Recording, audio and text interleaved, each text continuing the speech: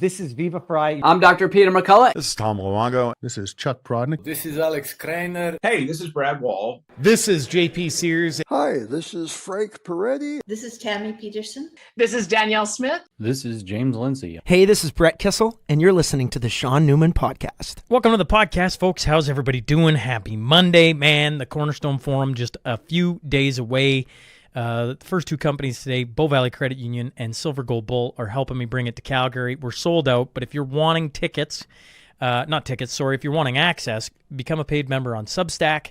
And the week following the Cornerstone Forum, all the speeches, all the roundtables, everything will be put up there for paid members. So you can do that, become a paid member on Substack, all right?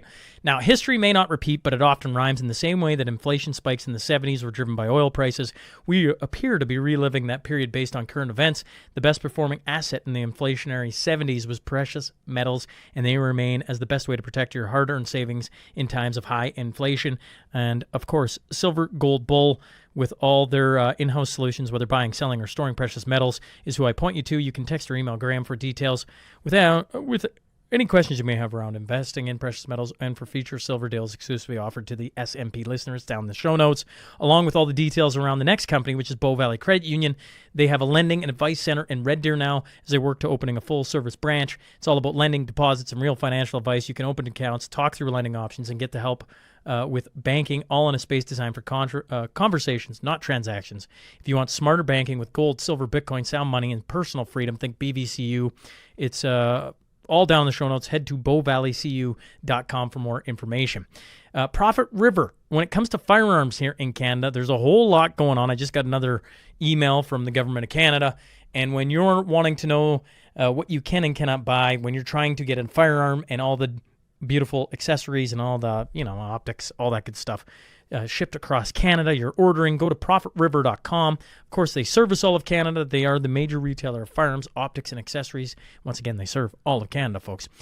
With the sun shining, that means deck season is soon to be upon us, okay? Spring is in the air. I can feel it. And when it comes to wood, Windsor Plywood here in Lloydminster, Carly Clausen and his team for everything wood, these are the guys. And whether we're talking mantles, decks, windows, doors, sheds, anything to do with wood, folks, you want character wood, look no further than Windsor Plywood here in Lloydminster. And when you head there, tell them I sent you, all right? Cornerstone Forum returns, yes, this Saturday. Holy moly, it is coming up fast. And once again, I'm going to reiterate what I said at the start.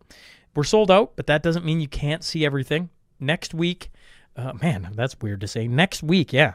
If you're a paid member of Substack, you're going to start seeing the Keystone.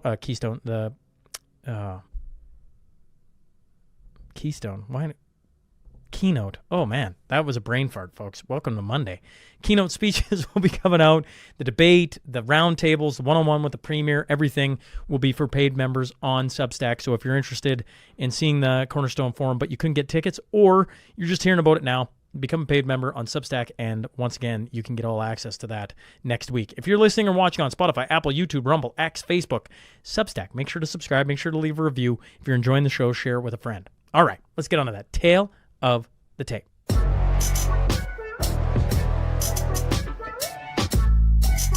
Today's guest is an American author who has his PhD in mathematics and hosts the new Discourses podcast. I'm talking about James Lindsay. So buckle up. Here we go.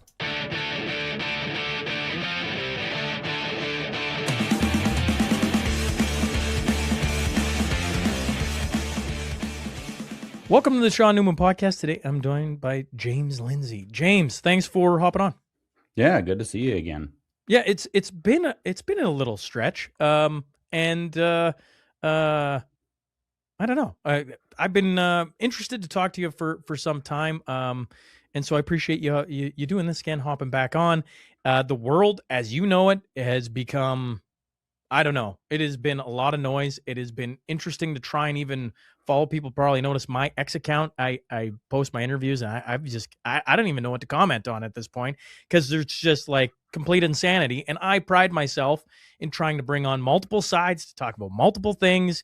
And right now I'm just like, I don't know. So I thought I'd go to somebody who's on the inside of, who has some level-headed thinking. And I thought we'd start with Charlie Kirk, because I didn't realize, James, that you guys were good friends and I don't want to put words in your mouth, so I thought we'd just start there because Charlie Kirk gets killed. My condolences, not only to his family, but you. And then that insanity breaks out, and now, like, I sit here, and up until that had happened, I knew who Charlie Kirk was, like, that much, right? I saw the odd video of him, but I never had him on the podcast. And if I'm being honest, he wasn't in my top 5 to have on the podcast. Not because I didn't like what he was doing. I just had other things. And now, months later, the world has very much changed. And the amount I see Charlie Kirk on my feed is like insane. Full stop. Your thoughts, and then I'll probably ask some questions along the way. Yeah, well, all that stuff you just brought up is related, I think. So obviously the insanity online is a huge issue. Huge. It's very disorienting. I'll tell you, as like basically somebody who has sort of built something of a career, part of what I do, people think that I can like kind of predict trends. Sometimes I get myself in trouble because I predict them too far ahead of time. And the way I do that is like, it's like an old Chinese doctor reading the pulse of the, social media. You start to see certain, movements rising up, you see trends, you see fads, and you see which ones kind of have roadblocks ahead of them, and then which ones have absolutely, no roadblocks, and they're going to take off. And the thing is I say that because I'm good at navigating kind of the signal to noise problem on social media. And even for the last few months, I can't handle it. It is unbelievably noisy. It is unbelievably disorienting. It's confusing. People are not behaving in ways that I would have predicted. They're not behaving in ways that I can fully understand or figure out even how to, engage with. So that I think is common, but I do think it's also related to the phenomenon of what Charlie Kirk was doing in the broad conservative movement, especially down here in the United States, what he represented more broadly, even up there in Canada. And what his death has meant. There's a really popular meme. It shows like, the Hoover Dam or whatever, and it says a bunch of retardation up above the dam. And then it shows like, society down below the dam, and it says Charlie Kirk on the dam. Like he was holding back all this stupidity, all this confusion. And there, you see this talked about a lot, that Charlie Kirk was holding so much together and we never really appreciated it. And I don't read the situation that way. It is true. You are correct. Charlie and I were, pretty close personal friends as far as I know and understand. We spent a lot of time together individually, one-on-one. We traveled a lot. We probably shared a stage at least dozens, maybe 100 or more times. I don't know, a lot of times. So we spent a lot of time together as far as that goes. He's a very busy guy. So it's not like we were just hanging out all the time, but we did just hang out. Like not everybody just hung out with Charlie. He didn't have a lot of spare time for just hangouts. And I was on that short list. So at any rate, I knew him. And that's not really relevant. I'm just kind of confirming what you're saying. But what I think is going on is that there is a mass scale operation that is meant to fracture the American conservative movement and maybe conservative movements around the world from within. And I particularly mean the sane ones, the ones that are actually conservative. I don't mean right wing in kind of the broader sense. I mean specifically people who identify as and feel and resonate with and work with conservatism, which tends to be, incremental. It tends to be cautious. It tends to be slow. It tends to value tradition and not making hasty assumptions. It tends to value one generation to the next, the unbroken linkage of what our societies represent. So in the Canadian context, a conservative would be the Canada of yesterday should strongly inform the Canada of today, should strongly inform the Canada of tomorrow. And it's like there's a link between the past generation, the present generation, and the generation yet to be. So that group of people has been very rapidly rising against this woke thing, which of course is much worse in Canada. The left is much worse in Canada than in the United States, but it's even bad in the United States to a, very significant degree. We were under a tremendous threat here in our own country, even with our First Amendment and our Second Amendment and other amendments. And so we were getting successful, and that had to be stopped. And I don't see this radicalism on the right as a reaction to the left. I see it as a continuation of the left. And the linchpin, the way that this is working is by making the right go crazy on its own terms. So it's taking conservatives and turning them into radical right wingers that are odious, frankly odious. Nobody wants to be around them. They're causing problems everywhere they go. They infiltrate. They besmirch everything they get involved in. They come out with radicalism that if they're presenting themselves as Catholics, makes the Catholic Church look bad. If they're Baptists, it makes the Southern Baptist or whatever Baptist convention look bad. If they're presenting as Republicans, they make the Republican Party look bad. Anti-Semitism, racism, radicalism, anti-constitutionalism. I mean, we could go down the list. Anti-liberalism, post-liberalism. They are very aggressive, a different breed. And what was going on was that my opinion is that they needed Charlie Kirk. Charlie Kirk had so much power, so much sway, so clear an ability to see things and communicate that if they recruited Charlie Kirk, they got his youth movement behind them. And if they scared Charlie Kirk off, then Charlie Kirk would turn the youth movement against them. So it was everything riding on Charlie Kirk. And then Charlie Kirk dies. Once Charlie Kirk dies, so you've heard the analogy, boiling the frog, right? You turn the temperature up 1 degree at a time so the frog doesn't jump out of the water. Well, Charlie was the frog, and they were trying to boil Charlie. And if they turned the temperature up too quickly, the frog would die. Charlie would have caught on to them. He would have turned the youth movement against them. There were signs that he was sometimes catching on to what was going on, and there were signs that they were winning at different times. They were pulling Charlie in, and that confusion actually is being weaponized now. People are using his words at different times, his videos from different moments in his life to make all kinds of contradictory points, but usually ones that favor the radical agendas. And anyway, Charlie dies while they're trying to boil the frog. Well, now you don't have to raise the temperature slowly anymore. You just crank the gas. And so they turned the temperature up to full. Everything went absolutely crazy. Charlie Kirk himself becomes an object of propaganda. It becomes, because he can no longer speak from his coffin, he becomes a character that has so much moral and emotional weight for people that they can put whatever words into his mouth and he can't say anything about it. He can't say that doesn't represent how I thought. He can't say that doesn't represent how I think now, because the world is different than it was 6 months ago. Things have been shown, things have been seen, things have been revealed, things have happened. Major world events have happened. Charlie wasn't alive when Venezuela was taken. Charlie wasn't alive now that Cuba's falling. Charlie wasn't alive when the war against Iran started, for whatever good or ill that was. But these are the kinds of things that they want to put into Charlie's mouth. Charlie wasn't alive when Tucker Carlson hosted Nick Fuentes. Charlie wasn't alive when Tucker Carlson was defended by Kevin Roberts at Heritage Foundation for hosting Nick Fuentes. And we could go down the list. There are a lot of things that if Charlie could pop back in, having seen all of this, Charlie wasn't alive when they attacked his widow relentlessly for months. If he could pop back in, the mind that he would have today would not exactly agree with everything he believed on September 9th or September 10th, 2025.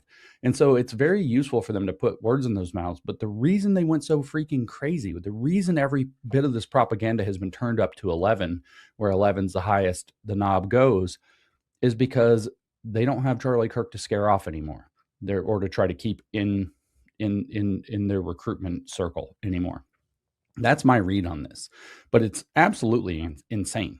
And the stuff that they're saying, I mean, like, it's really weird. I get in trouble for this a lot. People don't understand. There's a very simple concept. It even has a name. It's called paltering. Paltering is when you lie by telling the truth. And you say, James, how can you lie by telling the truth? You could lie by telling the truth by putting out true statements that don't actually connect to one another and let people assume that they do connect. Or you lie by telling the truth by putting out a true statement without all of the truth present. So I'll give you two examples. The second example, you put out a true statement without telling what's really going on. It's all over social media this week that the Church of the Holy Sepulchre in Old Jerusalem is closed, even though it's Holy Week coming up. For safety reasons or for whatever, it's closed all you see in the news report is that it's closed for the first time ever. Although I saw in the Daily Mail that it's because of some kind of revelation prophecy or some nonsense. No, what they're not telling you is the Western Wall is closed, Al-Aqsa Mosque is closed, and the reason it's all closed is because a rocket landed, was destroyed in the air, so it didn't explode, but the fragments of the rocket landed in Old Jerusalem. They landed literally in the courtyard and on the roof of the Church of the Holy Sepulchre. So they can't guarantee that visitors will be safe. But all they say is the truth that they tell is the church has been closed for Holy Week. Israel's government closed the church. And then people run with this emotional reaction. How dare they close our church? How dare they prevent us from worshiping? The United States did that for COVID. Literally, Iran is shooting rockets at it. Pieces of rockets are landing on it. So that's one way you can lie with the truth. Another way is one of the oldest fallacies in the book. Every lawyer has to learn this. It's still used in Latin. Post hoc ergo propter hoc. This is where you can take two pieces of information and create a lie. Both pieces of information are true. Post hoc ergo propter hoc means after the fact, therefore because of the fact. And it is recognized as a fallacy. If something happens yesterday and then something else happens today, there's not necessarily any connection between them. But you could say, well, a tree fell down yesterday and today my kid failed school or whatever. There's no necessary connection between these two things, but you could create that. Well, a better example of that is, in fact, what they're saying about Charlie's death. This is the thing that is actually coming out of people's mouths, like Joe Kent, Tucker Carlson, and so many people online right now, is that Charlie said that he did not want to see a war in Iran evolve during Operation Midnight Hammer in June 2025. So that happened in June. And then now, in September, they killed him. So post hoc, Charlie dies. Ergo propter hoc, Charlie died because he didn't want there to be a war. So Charlie says he doesn't want there to be a war. Then Charlie is murdered. Therefore, Charlie was murdered because he didn't want to have a war. That's the logic that they are allowing people to take and sometimes actually saying. But that is lying with truth. That is a deceptive technique. That, in fact, is a straight logical, the most classical logical fallacy. And so this kind of stuff is everywhere now. And, as somebody who knew Charlie pretty well, it's just so, I don't have words for how disgusting it is to watch. In a sense, like I said, his corpse is being paraded around. People are standing on his coffin knowing that his silence is permanent, that he can't say anything about them. Even got some weird Scientologists claiming that Charlie was a Scientologist and secretly working in Scientology magic or whatever, using techniques. Like, this is just out of control.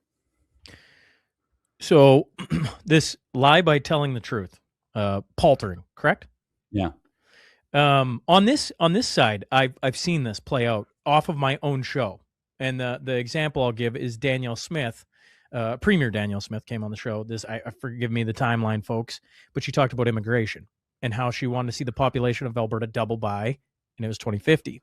But what they did was they took the clip, which is 3 minutes long, or roughly, and they trimmed it. They just did it enough. So what did it do? I want to double the population of Alberta to, whatever. And so everybody lost their mind. So I've seen that play out. I'm always skeptical of when you clip any short thing and I don't get to see the full, the whole thing. That's why I like podcasts, because if I want to go listen to James, I go listen to James. This is why I struggle with social media. I just struggle, full stop. Because I'll give you an example. We were talking about earlier this week. I had a Greek Orthodox priest on, and he talked about some things with Israel and so obviously my phone is listening to everything that's going on. So now what am I being shown on all social media? If I go on, Israel is literally the devil. Like I can't put it any better than that. And I'm like, I haven't changed anything I've done on my phone. It's just that's what the AI actually literally shows. Right. Is like right. So and literally. I'm like, all I'm doing is when I started this out, I'm trying to bring on multiple voices because that's how I make sense of the world. I don't make sense by AI telling me what the world's doing, but I find it interesting that now my echo chamber, because of one conversation, is literally this bang, bang, bang, bang. Anyways, so I understand what you mean by paltering. I want to go back to something you said. Mm-hmm. You said you were on stage roughly somewhere around 100 times with Charlie Kirk, correct? Yeah, correct? That's right. And then but before you said, I mean, we could count. It might only be like 40 or 50, but it was a lot. It was a lot. To me, I'm like, I mean, unless he's jumping on a plane or you're jumping on a plane 10 seconds after, that's getting it. That's like a coworker. Like you're actually getting to know this guy relatively well, I would say. But you said, I know and understand us to have had a friendship. What did you mean by that? do you look back on it now and just go like, I think we were friends? Or you're like, no, we were friends? I mean, I always believed that we were friends, and I just say that as kind of like a way to cover my ass because everything's so messy right now. I thought, from my end at least, for sure, like for 2 years, people would say, well, what do you do with your friends or whatever? And I'm like, well, I would make like a joke. It's like, well, I think my best friend in the world is Charlie Kirk, and he lives in Arizona, and I live in Tennessee. So it's like the point I was making was I don't see my actual friends that often. We're like, we live apart. We don't get to just, it's been a long day, bro. Do you want to go grab something? Sure. Like my friends are scattered across the world. They're not, other than my wife, who, obviously is my best friend in the world. There's nobody local that I have that's like, because I'm never here. So it's hard to build and maintain a stable relationship with, people. It's hard to get together when you're an adult anyway. Like it's easy when you're a teenager, but it gets harder as you get older to get together with people. And so, the reason is, though, that Charlie was so positive and so good with so many people. He lifted up everybody. Like I see people have published their text messages with Charlie, which is pretty wild. And they're all like, Charlie's all like, I'm so impressed with this. One of the things Charlie would do is like, if you had a podcast and you did a good job and you were on Charlie's radar, he would text you if he caught it and say like, you did a great job on Shaun's podcast.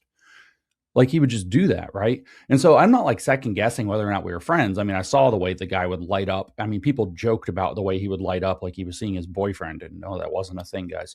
When he would see me, like it was abnormal that Charlie would light up the way that he did when he saw me, according to the people that were around him, like literally for work 24/7.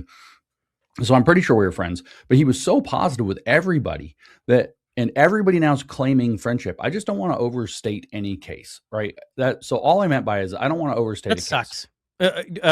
Just full stop on this side. That really it sucks. Does suck. Because you're like, you know what? I think we're friends, but now I got to call into question everything because of how insane the world has become. Because all these people out there are like, oh yeah, Charlie and I were friends. And then they show like these text messages where Charlie sent really nice things.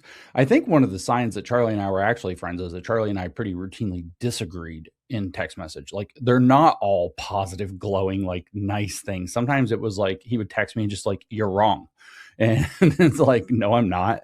And we'd go back and forth. And, occasionally he'd come out on top. Occasionally I would come out on top. And occasionally it would remain ambiguous. Like literally the last sets of texts that Charlie and I had were something like, he told me I was wrong about something. I said, no, I wasn't. And then that didn't go anywhere. And then some time went by. And then I sent him a piece of evidence saying, I think I was right. And he didn't reply. And that's it. That's where it ended. And, and then, it was like, that was a week before he died. Well, so. from an outsider's view, James, because once again, I didn't know Charlie. I didn't exchange everything I said. I can tell you this. This is how well I knew Charlie. That when Charlie died, my wife was out and I was like, I wanted to call her when I saw the video. Somebody texted me the video. So the first thing I saw was the video. And so I see this. I'm like, oh, that's bad. Like he's not making it through that. And so like, I just went outside and like my wife wasn't home and I wanted to just call her and be like, I need to talk to you about something. And I was like, no, let her drive home safely. I can talk to her when she gets home. Like she doesn't have to have this like on her. Little did I know that about 30 people texted my wife and were like, was James with Charlie? And she's like, no, why? And Charlie's been shot. So they all told her, like lots of people texted my wife. More people texted my wife than texted me. Is your husband with Charlie? Is your husband with Charlie? Oh my God. So it was full expectation of lots of people who are even one step removed that I possibly would have been with Charlie that day. Well, and I was going to say from an outsider, the amount of times, just to tag on to the text, the amount of times I was texted was a bit insane because I'm like, I've never interviewed this guy, full stop, right? But one of the things that I would say are similar between you and Charlie is your life, not your lifestyle, but like you live on the road, you go speak at events all over. That's how we met, right? Is you came to Canada several times. Alberta specifically.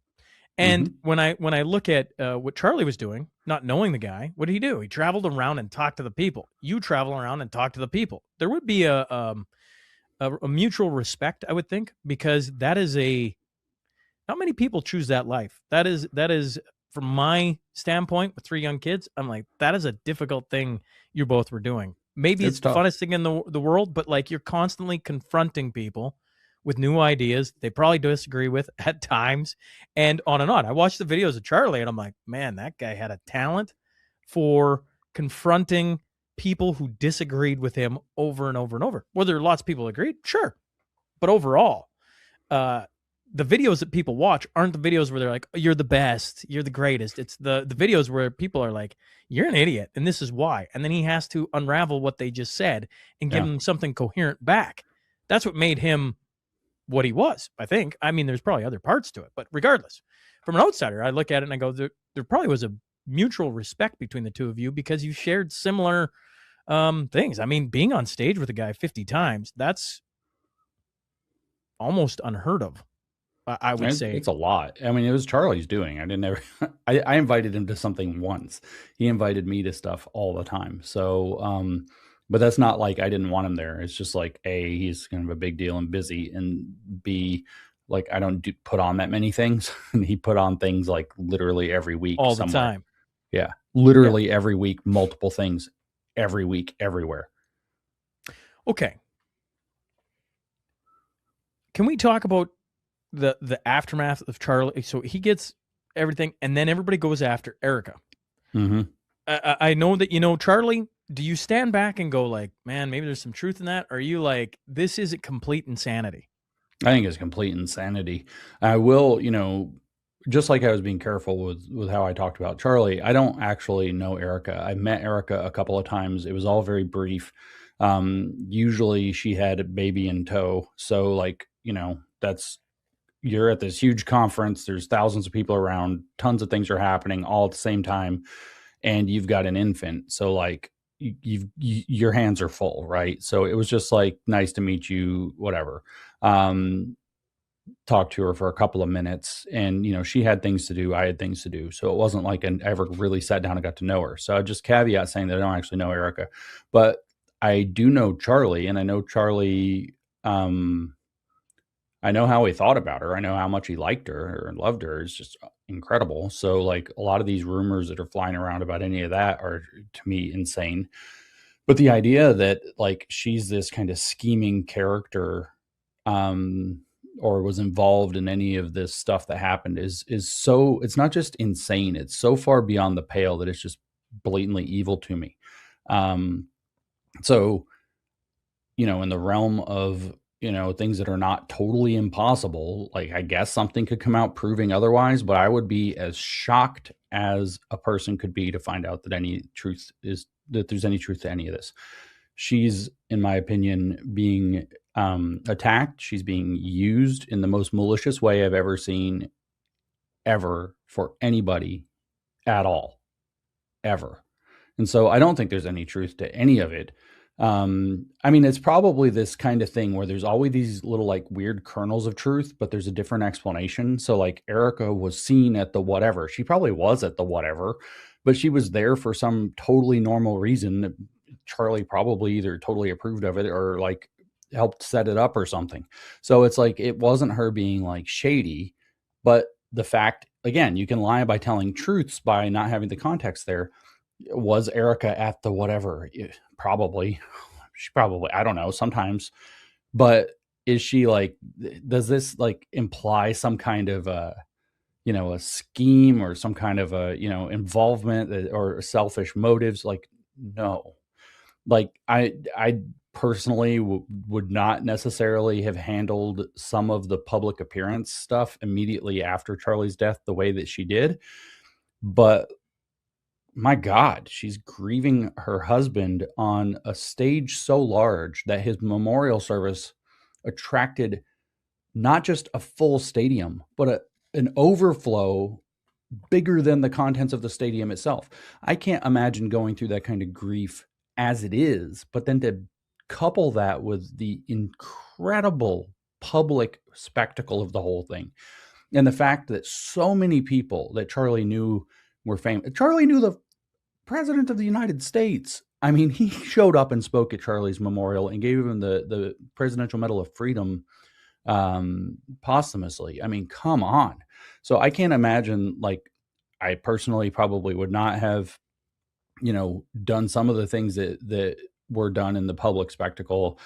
I would have probably personally handled turning point operations differently in the immediate aftermath. No shade to the guys. I'm just saying I probably would have done it differently. I don't know that I would have done it better, and no shade to Erica. But that doesn't mean that she did anything wrong. I think she was doing the best that she could with the most horrible circumstance on the biggest stage in the world that you could possibly imagine. So, like, I'm willing to cut her tons of slack, even if, like, I say that I would have done things differently. I don't know. I mean, I don't know what I would have done if my wife was murdered like that, and I would be out of my friggin' mind. Like, so who knows what I would have done? One final one on Charlie and Erica is the kids. There's the I don't want to say rumor, the story, whatever you want to call it, that the kids were actors, like that they didn't exist, or that they were, I don't know, like, Well, I mean, I paid. just told you. Right. I saw them as infants. So, like, I wasn't exactly there, like, when they were born. I can't do it right now. I think if I were to dig through my texts with Charlie, I think I was on the very short list of some of the first people he told when his second child was born. I'm almost positive that he not only told me but sent a picture, but I'd have to look through and see again. I saw the kids. I don't know what you're talking about. Like, they're actors. These people need to. I have bad words to say. Well, I feel bad for bringing up, but it's just sitting here. These are the things that have come on. I'm like, oh, I don't even know what to say about that, right?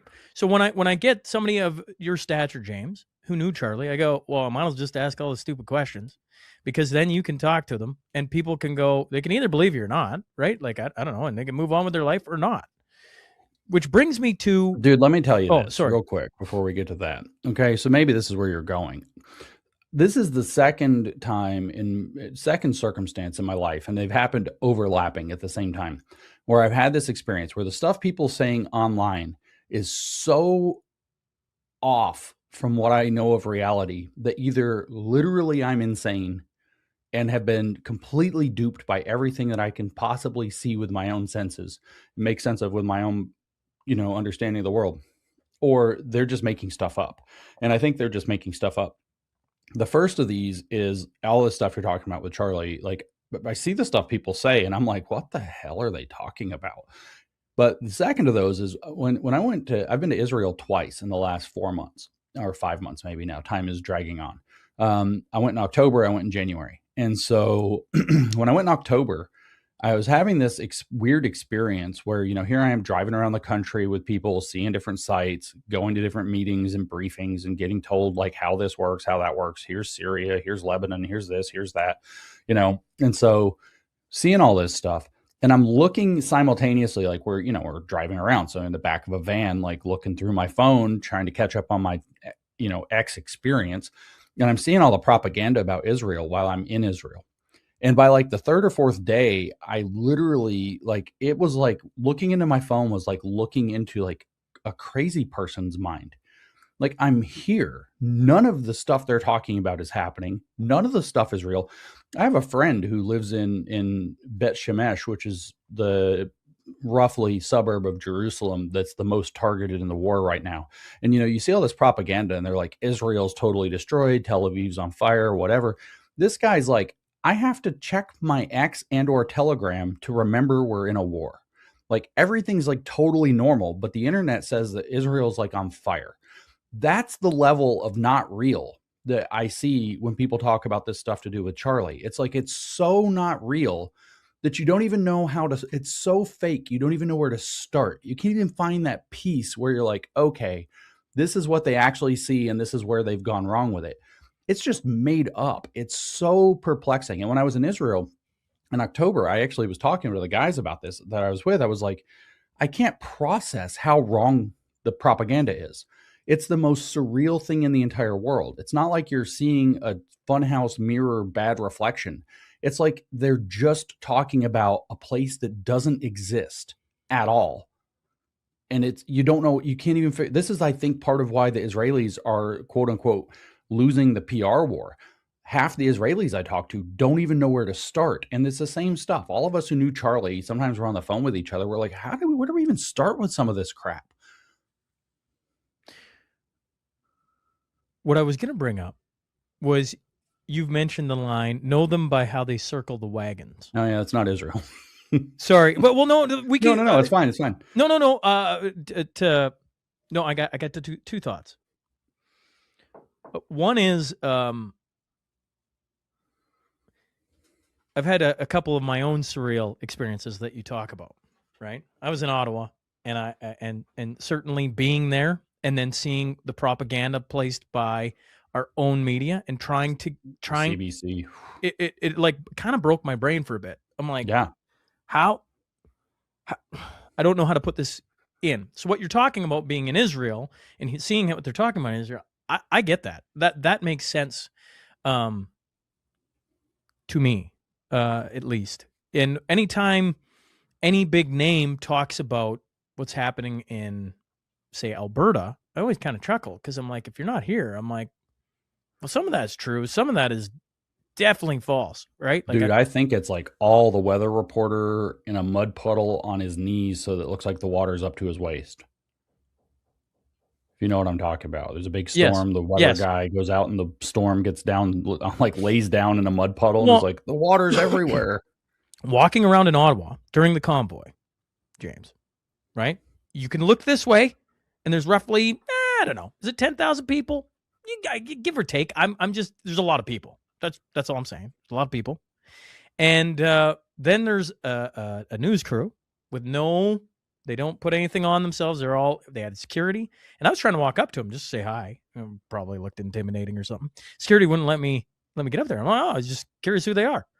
He's like, oh, it's just a news station. You got to stay back. I'm like, okay. And they were pointed the opposite direction of the protest. And I'm like, well, why would you do that? To show that nobody's there, maybe? It's possible. I don't know. Right? Yeah, I mean, it's a strange thing to witness firsthand. So when you talk about, what did an old journalist, Byron Christopher, if you're listening out there, he's a beauty of a man. He always talked about, it's how you frame it. So if you have a snake with a gerbil in its mouth, you can frame it as the snake saving the gerbil. Or, take it a different way, the snake is about to eat the gerbil, right? Mm-hmm. Like, it's all on how you frame things. So to me, what you're talking about is something like that, which brings to me what I've been watching. I don't listen to anything, not anything. I don't listen to a ton of Candace Owens, but at the same time, in this realm, I know who Candace is? Certainly.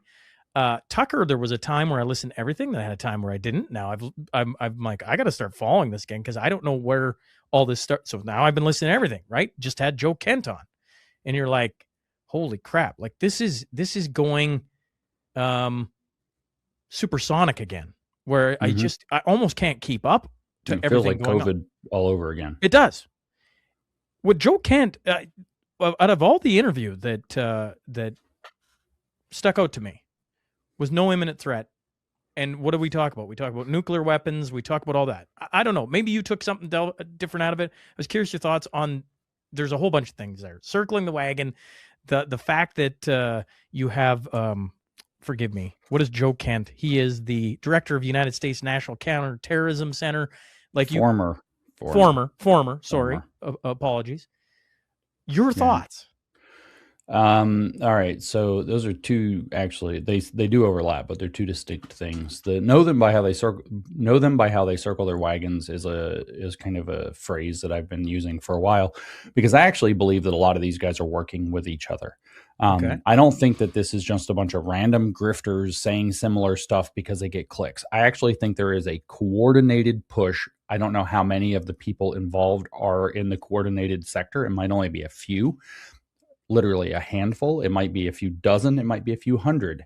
But I think there is a coordinated group or set of groups that are working together to push these narratives and to create these images for us of how the world is supposed to work. And when they all start to defend one another, I feel like what they're doing is defining kind of what that group is. There's an old game. It was called Mafia originally. It came to be known as Werewolves. It's a party game where the idea is that you have a bunch of people who are the peasants and you have a couple of people who are the werewolves, and the werewolves get to knock somebody off every single day, or every single night, I should say, in the way the game is played. They get to kill somebody, and then the peasants get to try to figure out who the werewolves are, and they get to hang somebody at the end of each turn. So two people die each turn, one killed by the werewolves, one killed by the peasants. But everybody thinks everybody's peasants. Nobody knows who the werewolves are except the werewolves. So what happens is everybody's playing, and the guy says it's nighttime, everybody covers their eyes or whatever except the werewolves. The werewolves don't. So the werewolves don't get to communicate except through like pointing and gestures. But they also, like, they can't talk, they can't write things to each other, but they know who each other are, right? And so they know they're working together. And what happens is that in this game, unless you put in all kinds of weird rules to favor the peasants, the werewolves almost always win. So just the fact that people know that they're working, like the werewolves, the bad guys know who the bad guys are, and the good guys don't know who the bad guys are. That alone gives the bad guys a strategic advantage that's overwhelming. I'm talking over 90% of the time they win this game, which means they kill all the peasants before the peasants kill them, or villagers or whatever.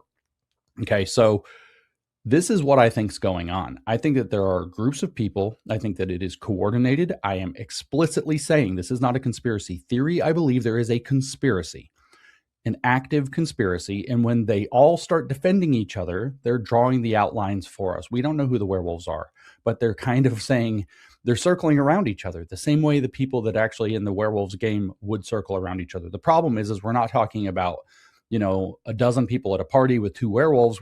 In the game, we're talking about millions of people in the game and maybe 100 or more, or 1,000 even, maybe, werewolves. And so when they circle, what I'm saying is, like, imagine there's, like, we used to say this about the global left or whatever. It's like, we know there's the woke thing. There's some monster out there, but we don't know what it looks like. It's in the fog, but we can see a claw, we can see a tooth, but we don't know what it really is. And it's like that. There's a conspiracy. We don't know who's involved for sure. We don't know who's a grifter. We don't know who's a collaborator. We don't know who's an active participant. But one thing that we do know is that they all circle up and defend each other, even when the things that they do are indefensible. So that's what that's the meaning of that phrase. Now, of course, they're circling very vigorously around some things that I think that Joe Kent has said that are pretty indefensible. And there's no imminent threat. He's saying Israel dragged us into this war. It's funny, even President Trump posted, like, on his Truth Social or whatever, like, Joe Kent just not very long ago was saying there's an imminent threat. He's been saying for years that there's an imminent threat, that we need to take out their nuclear capabilities, and we need to do this, we need to do that. And it's even up to a fairly recent time. I don't know exactly the timeline of when he was still saying that kind of thing. And then suddenly he flips. And he suddenly flips. It looks very much like, from what the other reporting that seems confirmed is that he was under investigation by the FBI for being somebody who was leaking intelligence, in fact, classified information.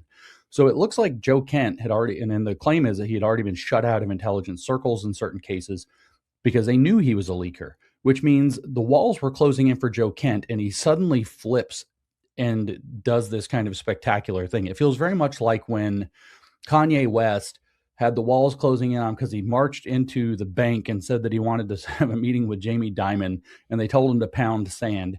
And so then he, like, flipped out and made this huge thing, and they debanked him. And then Candace Owens, by the way, was his PR agent at the time. And Candace Owens was like, go full Hitler, make it all about the Jews, say the Jews debanked you. And then Kanye West actually exploded and got bigger as a result of this. So it's like, when you get in certain kinds of trouble, blaming some nefarious conspiracy against you as a proactive step right before the hammer falls is a pretty time-honored technique to try to, like, skirt trouble. So I don't believe a damn word Joe Kent is saying, actually. I don't think, I mean, I know that with some of the stuff that he's saying, there's this element of paltering. He's like, when Charlie Kirk talked to me last, he looked me in the eye and said, don't get us into a war with Iran. And that was in June. And it's like, okay, that was during Operation Midnight Hammer, Joe. Charlie said that on camera. He said that to the entire listening audience of his entire show. He put that out. He talked to President Trump privately himself, directly, saying he didn't want to go to war with Iran during Operation Midnight Hammer. And then when Operation Midnight Hammer started, Charlie Kirk was asked on camera, "What do you think of this?" And he didn't actually answer what he thought of it. His answer was actually that he didn't say this, but he said without saying that it wasn't his place to render an opinion. He said, "I support President Trump 100%. He's the man for the hour." He didn't say whether he supported the strike or not last June. He didn't say. He just said he supports President Trump. He thinks President Trump's the man for the hour. And Charlie 100% always did support President Trump. And so, in fact, sometimes it was like, Charlie, like, I don't know that what President Trump just did there was like the best thing in the world. Like, you could just let that one lie. But he was always out defending and promoting President Trump and everything he did. So Joe Kent just kind of lets it hang. The last thing Charlie said was, don't let us get into a war with Iran. Yeah, last June during Operation Midnight Hammer, things changed. I'm sorry, Joe. Like, you're lying. Like, you're lying. And then he dropped in, he said this. 3 months later, he was murdered. And it's like, there's your post hoc ergo propter hoc. It's like, come on, Joe. How can you trust somebody who does stuff like that? You can't, he might be telling you 100% true things other times. It doesn't matter. You can't trust him. It's the same with Tucker Carlson. The guy is posing himself as a trusted voice against all of the corrupt powers out there. The CIA's after you. They don't want you to know this. Israel did that. He's posing himself as the trusted voice. And you can go through any one of his episodes and prove 100 lies. You can't be a trusted voice and lie all the time. Like, we're talking about demonstrable lies. Like when he lied that he was detained at the luxury lounge, the Al Fatah lounge in Jerusalem, or in Tel Aviv, at the airport, outside of Tel Aviv at Ben Gurion Airport. There's this luxury lounge for the private jet people. I've actually been in that lounge. I did not fly private to Israel. You can pay 600 and something bucks and get to go through, like, you get treated like you did. You get taken over to there and processed over there instead of through the main airport. And so I've actually been through this lounge. It's a nice luxury lounge for like private jet pilot. And they the video comes out. He's taking selfies with the guys that allegedly detained him. He made up this whole story. The dude is not trustworthy is the point. You don't get to be a trusted voice and tell lies. So if Joe Kent is willing to mislead us about stuff like whether he's talking about Operation Midnight Hammer or whether he's talking about the current operation, Epic Fury, then he's not trusted. You can't trust anything else he's saying because he's willing to lie on something unbelievably important. And then, like I said, you compare against his record from just months ago, President Trump sharing Joe Kent saying exactly the opposite thing. In the past, Joe Kent making a big deal about this repeatedly on his social media over the years. It just strikes very much so that what he's doing is, in my opinion, what he's trying to do is take advantage of the walls closing in around him, maybe save his ass, and certainly give himself a new career option because the one that he was in is about to shut down completely. Curious your thoughts on this, because you obviously knowing Charlie and a whole, like the amount you travel and the different people you get to interact with. I was saying this off air a couple days ago, that when I first started this, I said in an hour interview, like we're doing, I get a pretty good feel if a guy's full of shit. Pardon the French, folks. But as I crossed over the 1,000th episode plateau, and with that comes running into a lot of different guests. And, I didn't get to interview Trump or anything like that craziness, but like, there's been some people come that are now pretty high profile, right? And what I'm learning is there's a lot of people you can't get to know in an hour because they are pretty good at it. They're like fantastic. So when you talk about Joe Kent, I go, what did I know about Joe Kent before Tucker Carlson? I'll be honest to the audience, close to 0%, right? That's how close, I follow Canadian politics and I have a hard time keeping up, let alone what the United States is doing, okay? And I try my best. So my curiousness is on, do you see the same thing with, you get to travel all over the place, talk to people all over the place. The thing that I give credit to is when you talk about how many times you're on stage with Charlie, I go, well, after a course of 10 times, let alone 50, let alone 100, you start to learn who a person is. Like, it's hard to be on that much. But I will not throw it by that they can't be on for a lot longer than you think, because I'm learning that now over the course of the podcast. When you look at Tucker, when you look at Joe Kent, Candace Owens, all these people, do you see a similar thing where they can be on a lot longer? And you know, the Bible says you judge a tree by the fruit it bears, right? So you have, that takes a long time to pay attention to. And that for most people is hard to do, because you got really, you know, we're not talking about just one person. We're talking about plenty of different people circling the wagons and confirming that people are good or bad or anything else. Have you noticed a similar thing where it's harder to just spot a person after an hour conversation? Yeah, it can be. Political people and media people in particular are very difficult. I mean, it used to be 100 years ago that people didn't trust actors because everybody knew that they were people that were paid to lie to you for money. And in fact, if you look at what an actor does, Brad Pitt, you know, pick your favorite actor. I'm not putting anybody on the spot here. Yeah. It is that person's job to convince you that they are literally a different person than they are. And let's say it's a character who's supposed to be lovable. The whole point is to make you fall in love with a person that doesn't actually exist, that's embodied in their physical form. It's a really weird thing. And a good actor is very convincing on a lot of levels, the emotional level, every level. And so what I find is that media people are very much harder to read. I find that political people are also very hard to read because it's their job to it literally is their job, at least in public, not necessarily the decisions that they make in their offices or the votes that they make on the floor of the parliament or the Congress or whatever else, state house, not necessarily there, but their job as a politician is to make a lot of people like them. It is their job to make people think that they're in their corner. And so these people, these are the two snakiest industries in the universe, politics and media. And these people are the hardest to read. Okay. They're very, very hard to read. They're literally, the profession itself selects for people who are good at putting on this show. And then it is their job that they then practice to become better at putting on that show.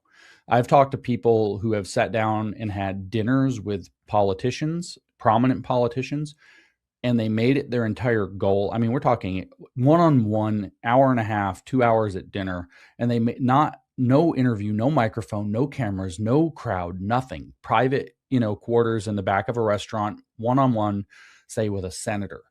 And they made it their mission to try to find the guy inside the suit, and they couldn't do it.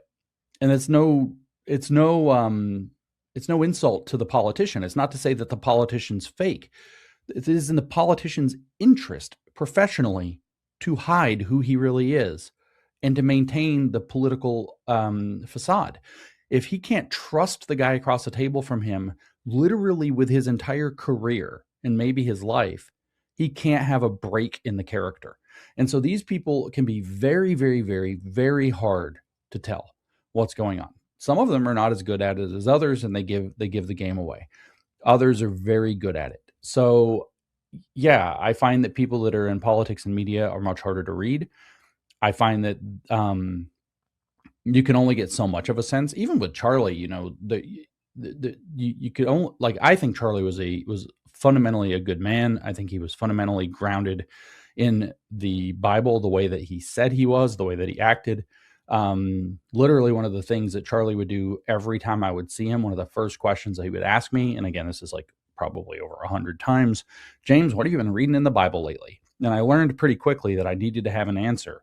So I was like reading the Bible and trying to figure out what parts of the Bible meant, because I knew I was going to see Charlie soon and Charlie was going to ask me, and I needed to be able to say, oh, well, this part in First Thessalonians was really interesting. I was looking into it the other day. It came across my, so I had to have something.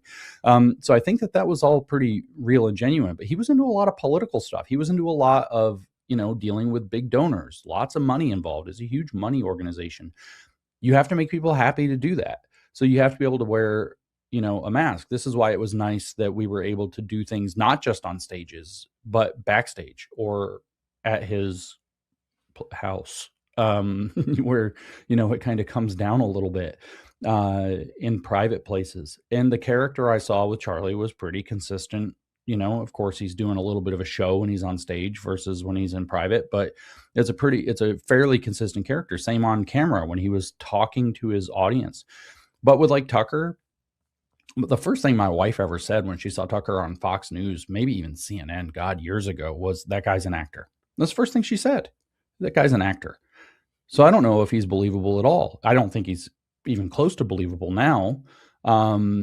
But these people are very hard to read. They're very, very hard to read. There's one other category of people who are extremely hard to read, and that's a kind of like social chameleon that we sometimes call, there tend to be called things like sociopaths, and they're out there. I'm not saying that Tucker is a sociopath or that Candace is a sociopath. Now, personally, I will say I think they both are, but I'm not a diagnostician. But the fact is that those people, their entire shtick, whether it's clinical psychopathy or whether it's sociopathy, or certain cluster B and sometimes A personality disorders, their whole thing relies on making people think that they are one thing when they're a different thing. And they're very good at it. And it's very convincing for a lot of people. Anybody who's ever run into a histrionic, narcissist, sexual subtype woman will understand exactly what I'm talking about. And if you don't know, watch yourself, boys. You're going to get yourself in a world of hurt. They're very appealing, and it's a very bad idea. Luckily, my experience with that is secondhand, not firsthand, but holy crap. You can watch that wreck a life. And they're very, very good at concealing what they really are until you learn to see it. And so this is and again, media and politics literally select for those types of personalities. Those people rise within the ranks. Narcissists in general rise within the ranks of media and politics, and those are the kinds of characters that put on a show. So yeah, it's hard. It's real hard. And my default at this point is the more media, the more politics, the less I trust somebody, even over the long haul, until I really, really start to get to know their character. But I've even been tricked and betrayed by some of these people after knowing people I thought I knew well for years. So it can be very difficult. It's a very balanced answer, I would say. Because once again, don't know Tucker or Candace. I can't speak to anything. I find Tucker's guest and his conversations very intriguing. But right now, I say this with a lot of people. If you go on to Tucker, what do you expect to hear? The war is bad. Full stop. He's going to have a guest on. And I'm not saying the war is bad or good. I've certainly had my list of guests come on and say both sides of it, right? And that's what I try to do. I try really hard, and I'm not perfect. The only thing I think at one point that I stopped trying to bring on the opposite side was COVID, because I was seeing it firsthand and how insane it was getting in Canada. But at the start, if you go back, I had both sides on, and people were upset because I'd have either side on. It was an dude who was a kid in the 80s. I think it's just hilarious. I hear a lot of these Gen Z people who like literally weren't alive during 9/11. It's like, where were you during 9/11? Oh, that's not even a question. Like, that's not a real thing. I know where I was, but I was a kid in the 80s. And it's like a lot of these younger guys are out there. They're like, there's no, like, why would we start a war with Iran? And it's like, bro, I grew up, literally, me and my friends grew up singing the Beach Boys knockoff Bomb Iran, like bomb, bomb, bomb, bomb Iran. Trump put out that video of it like back during Operation Midnight Hammer. And people thought, like, all these Gen Zs thought it was new. And it's like, dude, that is a song from the 80s. We were singing that crap growing up.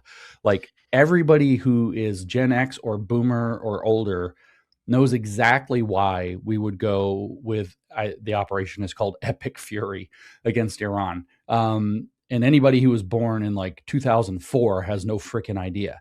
because they didn't grow up watching the hostages on TV, and watching the conflict and the Iran-Contra situation. They didn't see any. They didn't see news story after news story of our servicemen and women, or our diplomats or whoever else being murdered by the regime.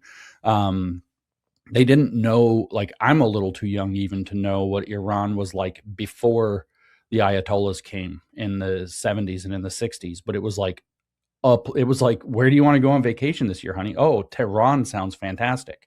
And it was like this really hip, Lebanon too. Those were really hip places to visit. And now everybody's like, holy shit, you went where? If you go at all, because it's like, it's different now. So everybody that's old enough kind of just implicitly gets it. So there's this weird lack of communication possible for people born in 2004. There's nothing wrong with being born in 2004, but you just don't know. You weren't there. So do you think they went, Israel and the U.S., do you believe they went in because of nuclear weapons? Or do you think it's something more along the lines of oil and China? Or where do you fall on this, James? I mean, I know we're cutting it on time, but this would have been the topic of an entire show. So this is not an easy topic. There are a lot of strategic objectives that we had. China is one of them. Oil is actually a complicated one. This is Iranian oil was getting largely is sanctioned by the whole world. So it's all getting processed illegally, primarily through what were called teapot refineries in China. China was playing a dangerous game there with its insurability by being willing to do this. And there was kind of this like general agreement to look the other way for big reasons. So this is actually going to change the oil market tremendously, but having that oil under the control of the United States so that China can't just kind of get it illegally and do what it wants is a major piece. Interrupting the Belt and Road Initiative, which requires both the maritime route and the land route through Iran and around Iran, is another major strategic objective, like disempowering China from being able to establish an economic corridor that controls 5.7 billion people's economic futures is a major security issue for the United States. So there are those elements to the story. There's also the fact that, like, London, and I mean the city of London, controls all kinds of financial arrangements that have a lot to do with all of this. Lloyd's of London insures every ship that goes through the Strait of Hormuz, for example. And now London is being kind of put in its place. They refuse to insure ships. Trump said American insurers will insure them, and they kind of got disempowered. There are other players on the table. Britain is on the table here. The Democrats are on the table. There are a lot of things Trump's dealing with all at once. But at the same time, yeah, I do think that they were I don't even just think they were close to a nuclear weapon. I don't think they had manufactured one. I would be shocked. Everybody keeps telling me, no, there's no way, there's no way. I would be shocked if they weren't given one, either by Russia or by China or by North Korea. I don't know that they had a nuclear weapon, but Trump was perfectly convinced and said, that, and this is the limit of the intelligence that the public is being given, that they had hundreds of kilograms of 60% enriched uranium, which there's literally no purpose on Earth for having 60% enriched uranium except to go to 90% or 95% so that you can make a weapon. And that they said that they had enough to make 11 weapons if they finished the centrifuges, which could have been a week worth of centrifuging away. So I totally buy this idea that they had these weapons, or were on the cusp of having them. I'm still of the kind of crazy mind. I don't know that this is true, but if that they do have a nuclear weapon, I don't know that they're going to fire it outwardly. I would totally not put it past the Iranian regime to nuke itself and blame Israel, given the political fallout that would have. And that's what you're hearing tons of propaganda about. Oh, Israel's going to nuke Iran. Israel, of course, is confused about this accusation. So they're going to nuke Iran. They're going to nuke Iran. But if Iran has a nuclear weapon, then they could nuke themselves and say it was Israel, and it'd be but they'd eventually get proved out, but it would not get proved out in the first 48 hours. Going down that train of thought, though, is like going down the train of thought of Israel bombing itself and saying, yeah, of course, right? But this is actually part of the, like, Israel, like, Judaism loves and honors and protects life to a ridiculous degree. It is so central to their religious belief and to their cultural value. Anybody who goes there sees this and knows it absolutely clearly. Shia Islam is not that way. It's actually the other way. It's a doomsday cult. And so it's like, literally the opposite. These people were willing to massacre tens of thousands of their civilians, going into hospitals and killing people who were wounded and being treated because of the uprising in January. They were willing to mutilate nurses who treated the people who were injured in that retaliation of the uprising. So like we're not talking about the same kind of people here. Like Israel did brain surgery on, oh God, which one was it? Suleiman, before they ended up, later hitting him with a missile or whatever. But he had cancer, and they treated him in their own hospitals. So it's like the loving versus death loving perspectives are totally different. We're not talking about and I'm not talking about the Iranian people. I'm talking about the revolutionary Shiites that are. But you're talking about the government. I'm talking about the IRGC, what is it? Iranian Revolutionary Guard Corps. The government. These people are crazy. And like I said, that's all like rabbit hole stuff. I don't know if any of that's true. But do I think that they had enriched uranium or enriching or enrichable uranium? Yes, they bragged about it. I do think they had it, and I do think that they were willing to do things with it, and I do think that they wanted to have a nuclear weapon. And people say, well, Trump campaigned on no new wars. Go watch his campaign videos. He also said that he was campaigning on Iran will never have a nuclear weapon. He said it almost as often. And so those two things become in conflict if Iran is close to having a nuclear weapon. A lot of people like to believe that Trump is lying all the time, but this is very rarely proved out. I mean, it's one thing to keep a secret here or there in order to accomplish an objective, but it's another thing entirely for him to just come out and lie. And it's just not what he does. From a Canadian's perspective, because that's one of the reasons I like Trump, is the no new wars, right? Yeah, of course. And then you have Venezuela. Us too. You have his comments on Cuba, comments on Greenland. And I think most people are like, well, it's on our side of the world. You kind of get is it a new war? I don't know. And right, I can hear people yelling at the radio and not yelling at the radio. But for some reason, we all go, I think that makes sense, right? But like as a Canadian firsthand, I just saw Pierre Poilievre is on Rogan, right? Mm-hmm. Should have done that a year ago, full stop, right? Yep. Like, I mean, oh yeah, great, we're going to go on Rogan now. Cheer me on. It's like, moron, in the middle of your election, you should have went on it. That's right. Here's my maple leaf kettlebell. Right. That I'm not sure if he can lift. This is my personal thoughts, regardless. Yeah. No, I like Pierre. In the middle of an election, Donald Trump stuck his head in it and won it for the Liberals. I mean, that's what happened up here in Canada. He did. He totally hosed you guys. So like I look at it and I go, this brilliant man has done Venezuela, Canada, talks about Greenland, talks about Cuba, then goes to Iran and does all the things he does in Iran and continues to do. And I go, whether that was a brilliant thought out plan and he thought he would be in and out, I don't know. But I worry that it is Iraq, Afghanistan, take your pick. Like this is going to be... No, we should be worried about that. And I mean, that's fair. But, so this is the ultimate question. And again, this is like a whole show too. Sure. But the question is what they're calling it the Don Roe doctrine after the Monroe doctrine, for Donald. Yes. But is the Trump doctrine the same as the Bush doctrine? That's ultimately the question. So these wars, like if Afghanistan, not necessarily whether or not we should have struck Iraq. Okay. That's one question, but whether or not we should have, tried to occupy and transform Iraq for years and years afterwards. That's the Bush doctrine, right? And the Bush doctrine, I think most of us agree when we say no new wars and we say forever wars, we're really talking about this Bush doctrine bullcrap. And it's not to say it was only Bush, because Vietnam was a quagmire and we can talk about other quagmires in the past, but we're talking about a very specific kind of thing, right? We're not talking about, as in Venezuela, a surgical strike on the head of the regime. We're not talking about bombing the nuclear sites during Operation Midnight Fury or whatever, Midnight Hammer. Sorry, I've mixed them up. And we don't know, like all these people are like, oh my God, we're in another forever war. And it's like, bro, we're on literally day 17 or something like that. Like 17 days. Like you're not in a forever war, at least until you're stretching out over a year. Like calm down. Let's see how this plays out. Trump has been very consistent. Now, I will say you're absolutely right. I think he screwed Canada and I was pretty pissed at him about that. And I still am.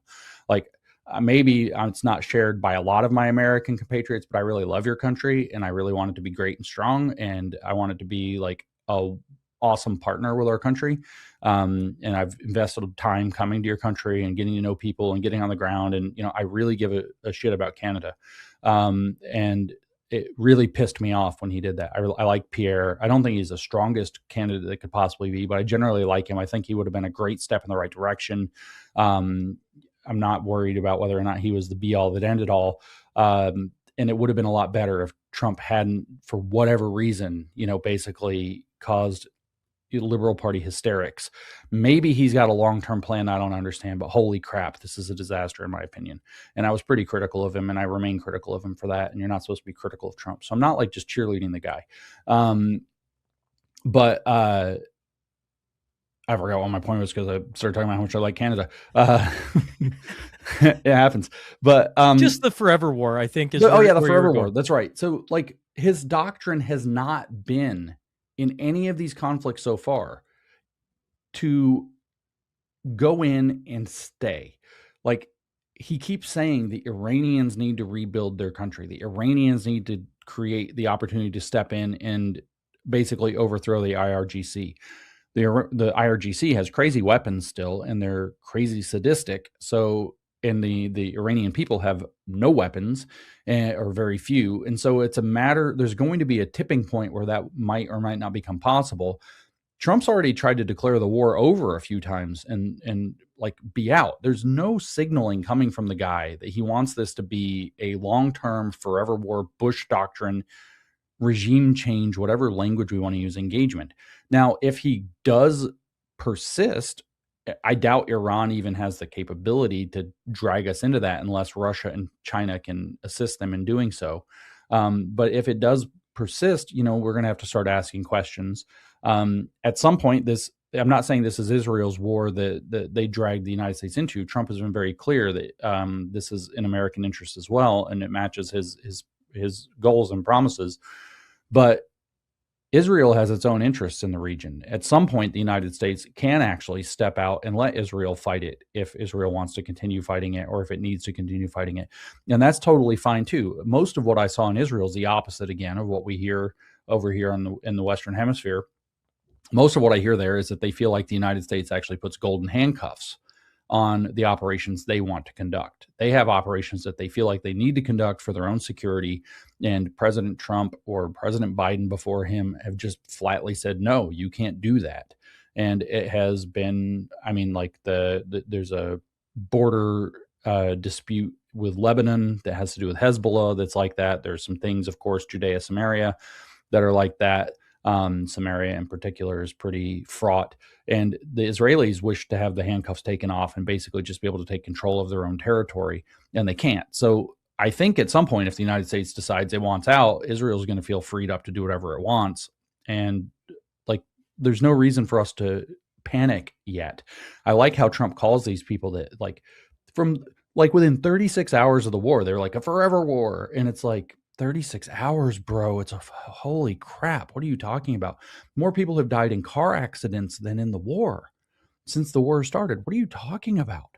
It's like, calm down. You're being a panikin.